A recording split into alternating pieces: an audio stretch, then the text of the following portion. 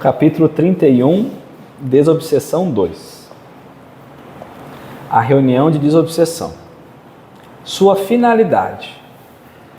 A reunião de desobsessão visa ao atendimento e à reabilitação dos obsediados e obsessores.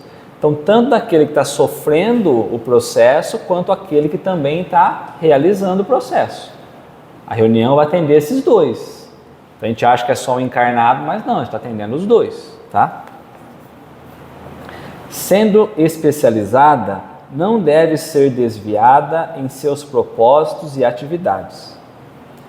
Não é, pois, o lugar e a hora para fazer estudo doutrinário. Então, nesse dia, não é um local de a gente fazer estudos doutrinários, porque estudo requer que a gente gaste questão cerebral.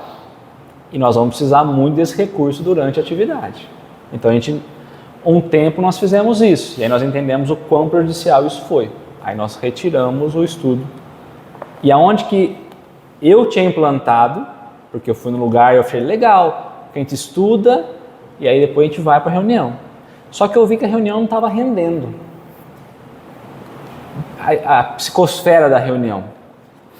E aí eu fui numa outra casa em Rio Claro acompanhar um trabalho, e aí lá essa pessoa falou assim: Léo, nós fizemos isso, tiramos o trabalho, o estudo do dia da desobsessão, porque a pessoa tem que vir com a mente livre para gastar todo esse recurso no trabalho. E aí eu entendi que quando a gente está estudando, a gente não está mais com a cabeça tão livre.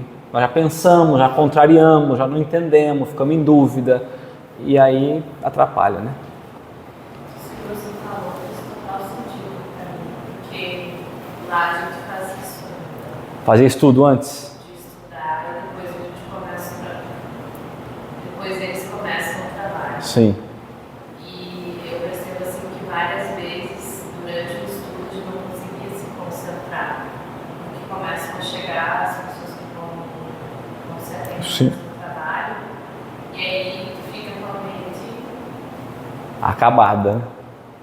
Então é uma... tu quer concentrar, mas ao mesmo tempo tu já está conectado naquele trabalho que vai fazer. Só que aí quando você vai para o trabalho, você já ficou nessa dualidade.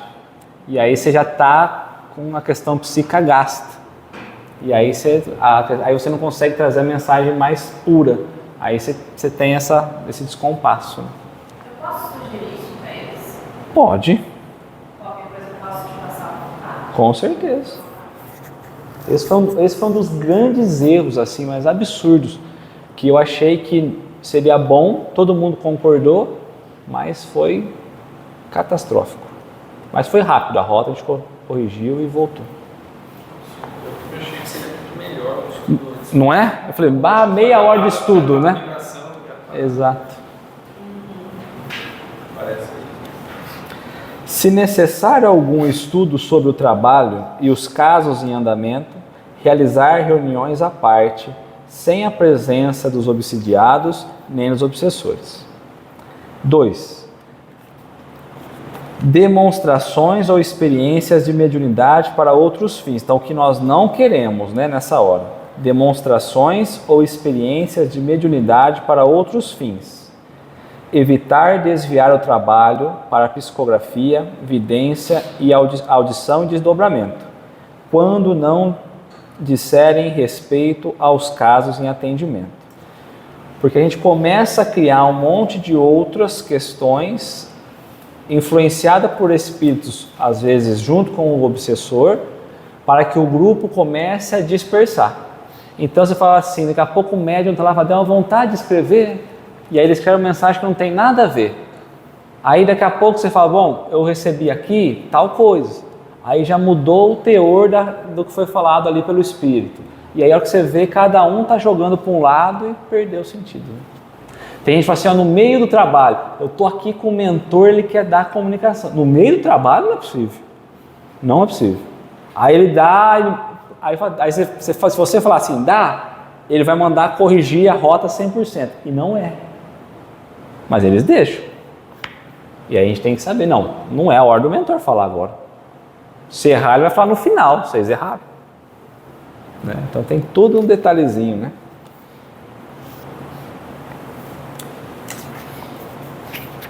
Seu andamento. Então, como começa, né? Leitura de breve mensagem de um conteúdo evangélico, geralmente o próprio evangelho, para serenar a mente dos participantes e harmonizar o grupo. Em média, uns 5 minutos no máximo, tá? Faz uma prece que busca a sintonia com os dirigentes espirituais e prepare o ambiente para acolher os obsessores a serem esclarecidos. Pode ser uma prece espontânea ou recitada. Entenderam? Sim. Mas deve traduzir o mais puro e sincero sentimento e os pensamentos mais elevados. Todos os participantes devem acompanhá-la intimamente com muito fervor. Depois disso, as manifestações, né? Então, manifestação de dirigente espiritual da reunião. Dirigente espiritual, né? Nem sempre se dá, mas poderá ocorrer no início, se necessário avisos e instruções prévias, ou ao final, para avaliação do trabalho ou para dar orientações. Olha que curioso. Nós estávamos com um trabalho e o trabalho não estava caminhando legal. O grupo foi criado para um propósito, mas ele não estava conseguindo caminhar nesse propósito. Porque quem estava no trabalho estava vindo para o trabalho, mas querendo copiar o outro trabalho que ele já estava. E aí não dava, porque aí virava a mesma coisa. E vamos corrigir daqui, vamos corrigir de lá. Tivemos algumas orientações espirituais em finais de trabalho. Quando o trabalho aconteceu como a gente imaginava, se propôs a fazer, ou seja, quando a gente alinhou com o propósito da espiritualidade, estava todo mundo esperando que a espiritualidade viria e falaria, agora deu certo. Aí o que foi feito? Agora vamos ouvir os mentores. Abriu para os mentores falar? Nada. Porque quando está certo, você não precisa escutar nada. Aí foi aquela balde de água fria. Né? Então é assim. Todo mundo espera o elogio. Quer dizer, o silêncio é o que está tudo certo. Né? Mas é difícil para a gente. Né? Para não inflar o ego, né? Agora a gente está aceitando. Acatar respeitosamente os conselhos dos orientadores espirituais, sem, contudo, deixar de submetê-los ao devido exame da razão, solicitando esclarecimentos sempre que qualquer ponto nos pareça obscuro. Então não é porque veio uma comunicação que a gente aceita, questiona, né? O que a gente vai encontrar também no andamento? Vibrações em favor dos obsediados e dos seus obsessores. E manifestação dos espíritos obsessores. Preferir as comunicações faladas para o atendimento, porque os diálogos são mais rápidos e proveitosos do que as comunicações escritas. Tratar os manifestantes com respeito, sem querer simplesmente afastá-los dos obsediados, mas procurando elucidar e persuadir de modo sereno e amorável. Usar a energia da autoridade moral, se necessário, mas jamais recorrer a processos violentos de forças vibratórias, nem para forçá-los a se comunicarem, nem para que os afastem, nem para afastá-los, né? Tem pessoas que, nesses trabalhos, vão utilizar ou apelar para forças magnéticas, né? Vai querer torturar o espírito ou forçar ele a falar. Vai encontrar espíritos do outro lado que também vão querer usar dessa força para pegar os obsessores e fazer isso acontecer? Vai. É o caminho mais saudável? Não, né? Porque nós estamos fazendo a mesma coisa. Então tem hora que a gente olha, no passado era muito assim. Então a gente olha o dialogador e a gente fala, meu Deus do céu, quando esse cara desencarnar, ele está enrolado do outro lado. Porque o jeito que ele trata os espíritos aqui, esses espíritos não vão ter reencarnado todo mundo, mas, né? Eles vão encontrar com eles lá do outro lado. Porque não tem amor, é só na agressão, é só na fala violenta. Né? Então, Tem esse cuidado também, tá?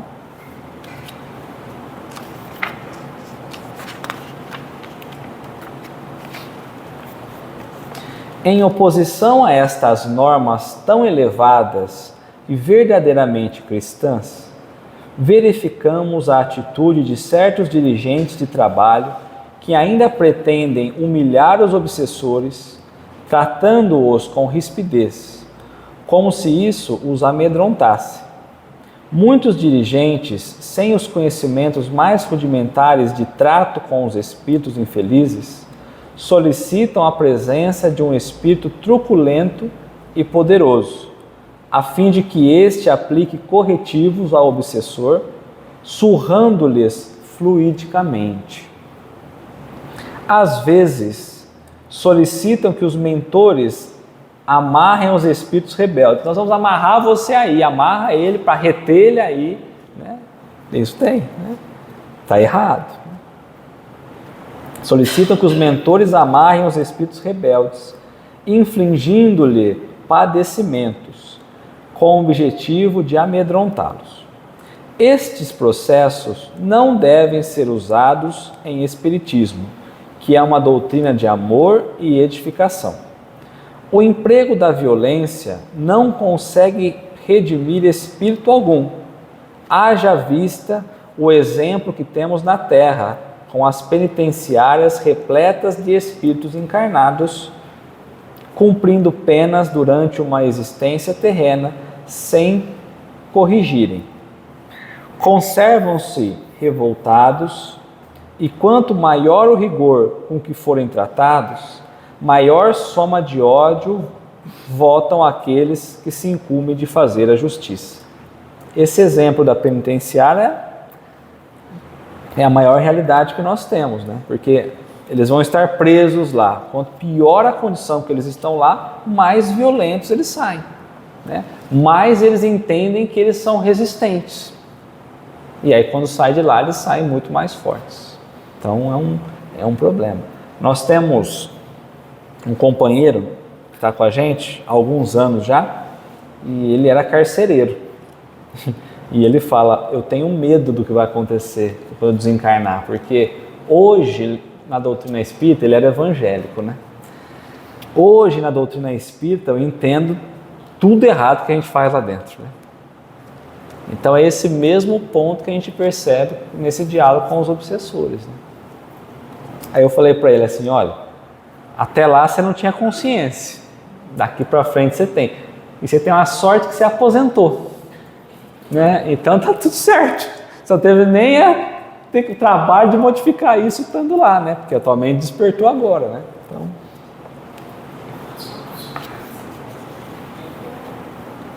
Nós trabalhamos na cadeia. É? Eu ia passando. Quase morri. Eu ia, né, você aqui da dissertação, você passava mal. Eu passava mal toda vez que eu entrava lá. Nossa. Mas assim, Mas conseguia conversar, dialogar? É? sim, porque nós trabalhávamos com EJA.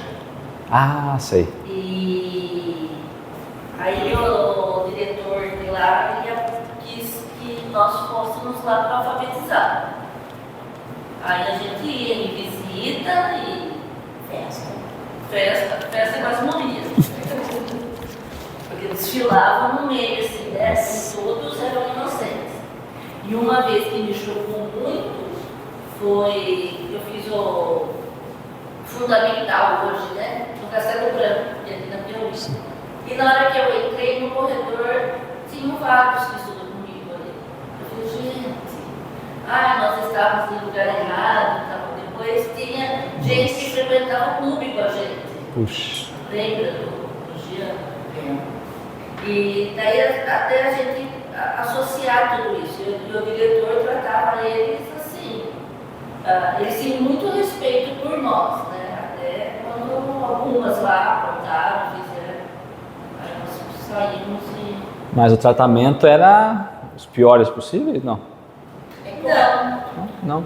Porque a CR, né? É. Ah, bom. E ali no Horto. Sim. Se eu não me engano, o Vinícius trabalha lá, né? Que está no ciclo 3, no experimental. Acho que é. Mas é muito você encontrar gente conhecida aqui.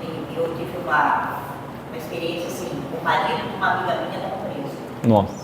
Só que a minha amiga não ia visitar ele. E ele mandou um recado que eu falasse para ele visitar. Eu disse, não, Você já falou, falei? Nossa, mas é horrível, é um suco que você leva, assim, é triste. Falar na morte. É muito triste. Quando você entra, os bateristas ficam naquela solitária, e aquelas grades batendo, horário de janta, de almoço, é muito triste. Ninguém pode sair do lugar. Eu já me escondi na parte administrativa. Não, é triste. Nossa, é muito triste. Então, esse sistema é difícil a gente imaginar que isso vai corrigir alguém, né? Então, infelizmente. Qualquer atitude querendo forçar pessoas a se submeterem a uma orientação ou torná-las submissivas a outrem é o bastante para que elas se tornem mais rebeldes e desesperançadas. Todo processo que tende à violência ou à imposição, quer por palavras ou vibrações magnéticas, não é processo recomendado pelo Espiritismo. O processo de doutrinação nunca deverá ser o da força, mas sim o da persuasão serena e amorável. Então esse é o trabalho que é difícil, porque a persuasão nesses casos é algo muito complexo, que vai ter que ir vindo e vindo e vindo, né? Um caso que nós tivemos, ele veio revoltado, nesse caso não tinha ninguém especial como obsessão. Obsessão era a própria doutrina, o próprio Cristo, na verdade. Então existem muitos que perseguem o Cristo. Mas por quê? Porque eles vinham daquela época lá das cruzadas. Muitos morreram, e muitos acham que morreram por questão de Jesus. Então ele fala assim, mas nós somos traídos. E aí não adianta você falar assim, mas não foi. Não adianta você obrigar, não adianta você criar uma pressão. Você precisa falar assim, então você me explica, porque eu acho que eu também estou sendo. E aí ele vai explicar. Mas a gente precisa, no momento ali, a gente não consegue ter esse olhar de entrar na mente deles, né? Então na palestra que eu falei de exemplo, nesse capítulo em especial, os obsessores estão lá, levando pessoas que gostam do dinheiro para aquele local. O benfeitor que está ali, que era o Silas, quando o obsessor vê, pergunta, quem é você? Ele fala, eu sou amigo, fica tranquilo. E o obsessor fala assim, só pode entrar aqui quem gosta de dinheiro. E aí ele fala, eu também já gostei muito de dinheiro, porque em outras encarnações. E aí ele pergunta assim, todos que estão aqui são cobradores dessa pessoa que está encarnada? Aí ele fala, não. Aí eles falam que nós trazemos esses espíritos ali. Aí o Silas, que é o orientador, fala, não falou que legal, né? Que legal, então vocês, além de todo o problema que ele já tem, vocês potencializam ainda mais isso nele? Então pelo visto você conhece o processo. Aí o Silas fala, conheço. Aí ele fala, então, nós aprendemos na escola de Vingadores. Aí eles vão trazer toda a estratégia. Como que é assim, assim, assim, assim. E aí fala, então funciona funciona quando a gente vê uma televisão. Vocês ficam passando imagens mentais, espiritualmente? Nesse processo, eles trabalham com o processo hipnótico e começa a trabalhar tudo isso. E às vezes é assim que a gente consegue. Então a gente fala, você foi traído? Então talvez eu também seja. Eu também esteja sendo e não sei. Você pode me falar como você descobriu? E aí ele começa. Só que às vezes você vai indo, aí no final você ganha um pouco de confiança, você fala, você pode deixar um teu nome? Para criar mais proximidade. Para que numa próxima vez, quando vier você perceber que é ele ali, você consegue, eu não lembro teu nome, eu lembro o nome, às vezes você já lembra o nome, você é fulano, né? Tua história é essa, olha, eu fiquei pensando, você poderia trazer mais detalhes? E aí eles vão trazendo, e é uma forma de a gente trabalhar eles, e a gente mesmo. Então na cabeça deles, eles estão certos.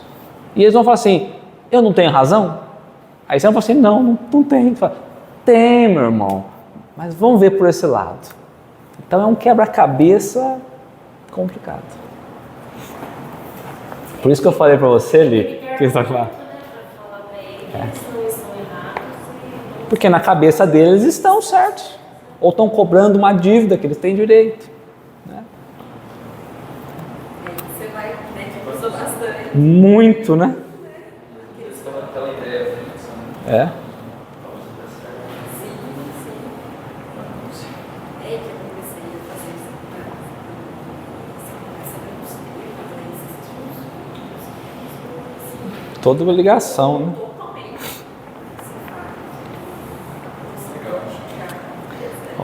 Vamos aqui, ó, uma observação aqui, ó. Quando um médium houver estado debaixo da forte influência de um obsessor, que é perturbadora e desgastante, convém que receba passes dispersivos para eliminar resquícios dos maus fluidos, seguido de transmissão de energia renovadora para sua recomposição, além do apoio fraterno, orientador e encorajador do dirigente ou do dialogador, se necessário com o concurso do grupo, em alguns casos, para a recomposição. Essa recomposição é obtida com envolvimento do médium pelo seu espírito protetor, espontaneamente ou a pedido do médium ou do dirigente. Tem casos que há um desgaste enorme de energia. O médium volta ali muito, né, debilitado energeticamente. Aí vamos dar um passe. Mas não adianta dar qualquer passe. Então você dá um dispersivo, você equilibra, retira um pouco as energias ali e reaplica a energia. Você está melhor? Às vezes fala assim, estou um pouco melhor. Às vezes fala assim, não, já voltei, estou melhor, já recompus, bebi água, está tudo certo. Às vezes algum caso fala, não estou tão legal, ou estou melhor, mas não estou bom. Então tá bom, vamos todo mundo fazer uma prece, porque aí todo mundo vai fazer doação de energia, o mentor vai envolvê-lo ali e vai recompor de novo. Então é dessa forma que a gente trabalha, tá? Observar rigorosamente a disciplina e não passar de 1 hora nesses trabalhos, porque fadigam muito os médiuns. Não permitir manifestação de espíritos obsessores ou necessitados que se apresentem quando os trabalhos já estiverem no encerramento. Encerramento. Antes de encerrar, auxiliar a se recuperarem os médiuns que acaso necessitem, até mesmo com passe dispersivo ou de refazimento.